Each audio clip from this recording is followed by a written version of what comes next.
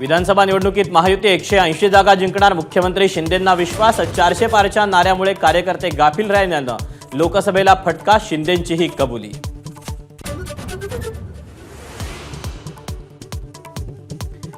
Fake narrative पसरवण्यात एनजीओमध्ये urban नक्षली घुसले, मुख्यमंत्री शिंदेंचा विरोधकांवर गंभीर आरोप.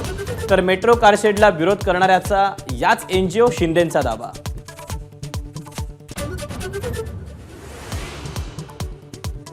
ठाण्यातून महायुतीला तडीपार करू असं म्हणणाऱ्यांना जनतेनं तडीपार केलं, मुख्यमंत्र्यांच्या ठाण्यातून फडणवीसांचा उद्धव ठाकरेंना टोला.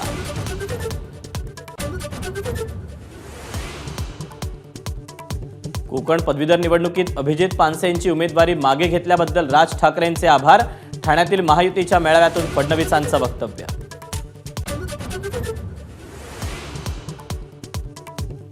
वायकरांच्या मेहणीनं वापरला ईव्हीएम अनलॉक करणारा फोन, मंगेश पंडिलकर आणि निवडणूक आयोगाच्या ऑपरेटरवर गुन्हा दाखल, दोघांवर अटकेची टांगती तलवार.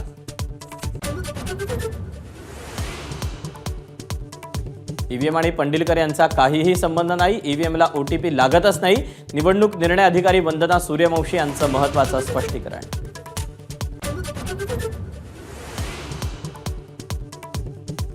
ईव्हीएमवरून आरोप म्हणजे विरोधकांचा रडीचा डाव, मतमोजणी सुरू असताना तिथे हजारो पोलीस तैनात होते, रवींद्र वायकर यांनी फेटाळले आरोप.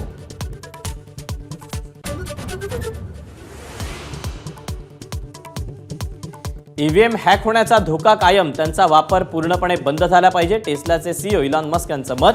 तर भारतीय ईव्हीएम हॅक करणं अशक्य, माजी केंद्रीय आयटी मंत्री राजीव चंद्रशेखर यांचं प्रत्युत्तर.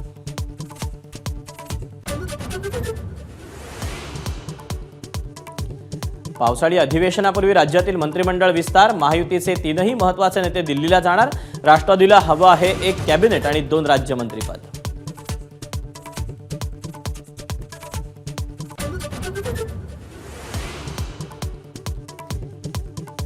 राष्ट्रवादीच्या कोट्यातील मंत्रिपद मलाच मिळणार, सुनेत्रा पवारांच्या नावाची चर्चा सुरू असताना प्रफुल्ल पटेलांचं मोठं वक्तव्य.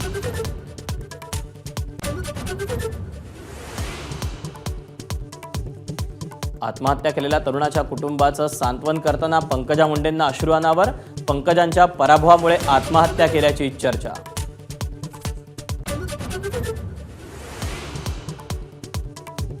भाजपच्या मदन भोसलेंविरुद्ध सीबीआयकडून गुन्हा दाखल, किसनवीर साखर कारखान्यात घोटाळा केल्याचा ठपका, बँक ऑफ इंडियाचे 60 कोटी बुडवल्याचा आरोप.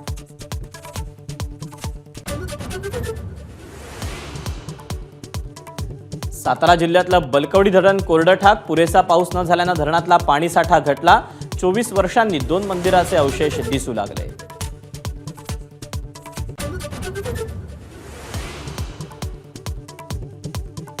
शिर्डीतील साईबाबांना 43 लाखांचा सोन्याचा मुकुट अर्पण, देणगीदाराकडून नाव न जाहीर करण्याची संस्थानाला विनंती.